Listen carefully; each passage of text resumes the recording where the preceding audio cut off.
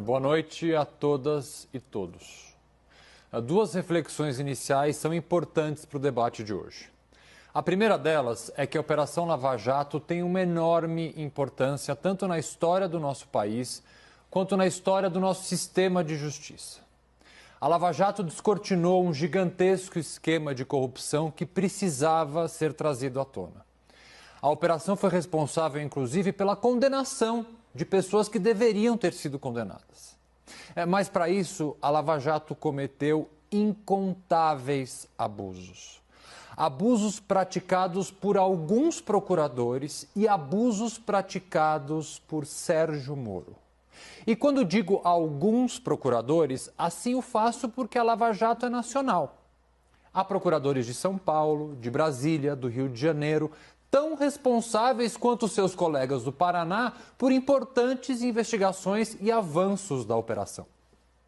Alguns procuradores cometeram abusos, não todos. A segunda reflexão, e essa é pessoalmente bastante importante, é a de que sim, eu fui e sou advogado de diversas empresas e pessoas investigadas e processadas pela Lava Jato em todo o país. Advogo na Lava Jato desde seus primórdios, desde pelo menos 2014, e durante alguns anos essa operação ocupou grande parte do meu dia a dia profissional. E por que digo isso? Porque ao ser advogado de pessoas investigadas e processadas pela Lava Jato, seria eu, de certa forma, menos isento para criticá-la? Estaria eu, de certa forma, comprometido? Ou pior, com interesses outros ao fazer críticas? É muito importante deixar claro, os abusos cometidos pela Lava Jato não são abusos contra meus clientes, não são abusos contra clientes de outros advogados, são abusos contra direitos constitucionalmente previstos de pessoas, direitos constitucionalmente previstos e que valem para meus clientes, valem para você, espectador, vale para todos que estão nesse estúdio. Valem para os acusados de rombos milionários ou para os ladrões de galinha, para o grande e para o pequeno traficante. Valem também para o político corrupto, ou para o dono do banco, ou para o ladrão desse banco. Portanto, ao fazer críticas aos abusos, eu faço críticas ao atropelo da lei, ao atropelo de direitos e garantias fundamentais que não fazem distinção de cor, etnia, gênero. Não fazem distinção para o crime mais grave ou menos grave e, principalmente, se o acusado por esses crimes é inocente ou culpado.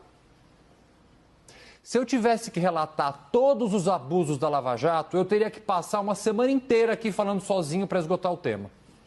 Portanto, neste momento, eu vou apenas demonstrar os abusos enraizados numa escancarada forma de agir de procuradores da República e o ex-juiz Sérgio Moro. Tratarei do mecanismo vil e ilegal muitas vezes utilizado durante as investigações. Muitas pessoas afirmam que o sucesso da operação só se deve a Sérgio Moro. Outros aos paladinos da Justiça da Força Tarefa de Curitiba. Todos se enganam, com todo respeito. A Lava Jato jamais teria sido o que foi se não fosse a existência de um homem. E o nome dele é Alberto Youssef. Vou refrescar a memória. Youssef era um doleiro.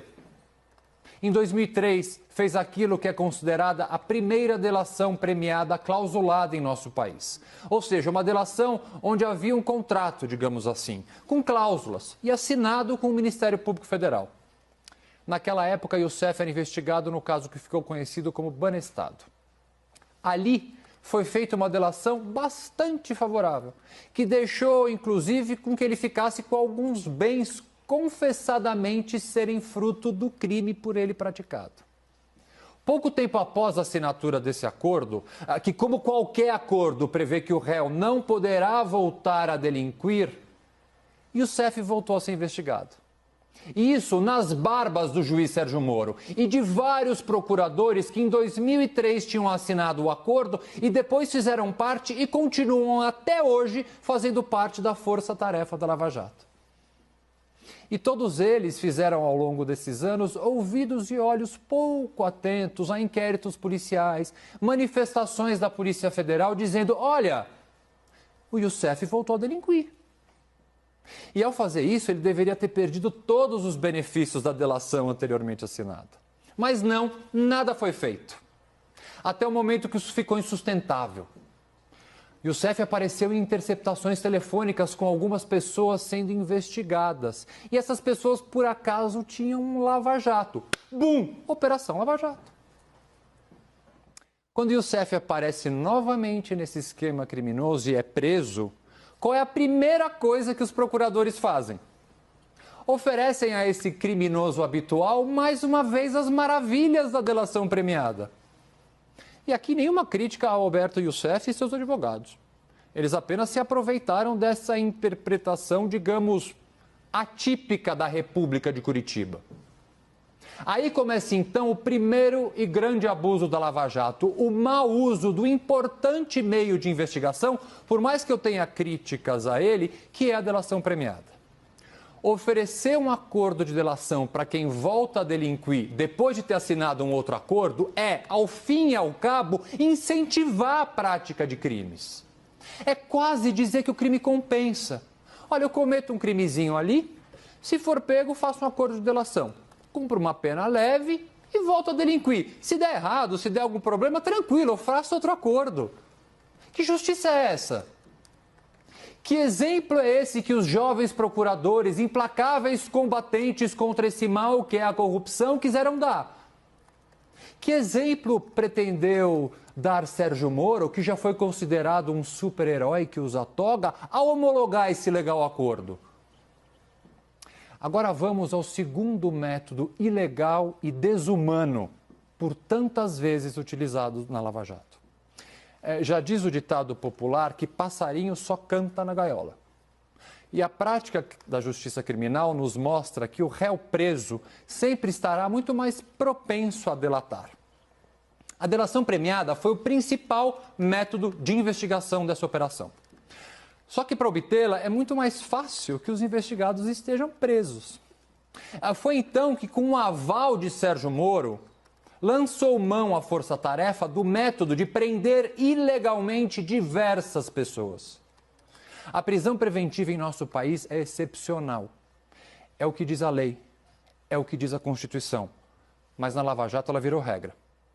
Esse método ficou tão escancarado que tivemos o episódio de um procurador da República que, ao se manifestar em um habeas corpus de uma pessoa presa, disse o seguinte, abre aspas: além de se prestar a preservar provas, o elemento autorizativo da prisão preventiva, diante da série de atentados contra o país, tem a importante função de convencer os infratores a colaborar com o desvendamento dos ilícitos penais. Eu vou traduzir.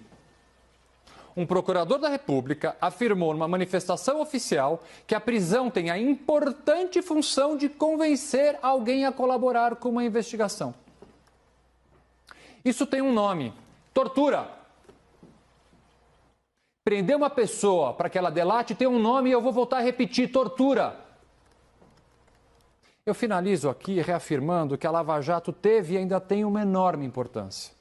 Eu gostaria de estar aqui hoje apenas elogiando, dizendo sobre os milhões apreendidos e devolvidos aos cofres públicos que essa operação conseguiu recuperar.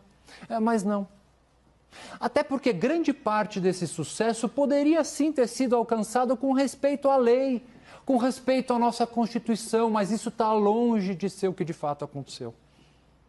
A história e as próximas gerações olharão para a Operação Lava Jato com o distanciamento temporal e emocional necessário e lembrarão dela como algo que, em alguns aspectos, jamais pode ser repetido na história do nosso país.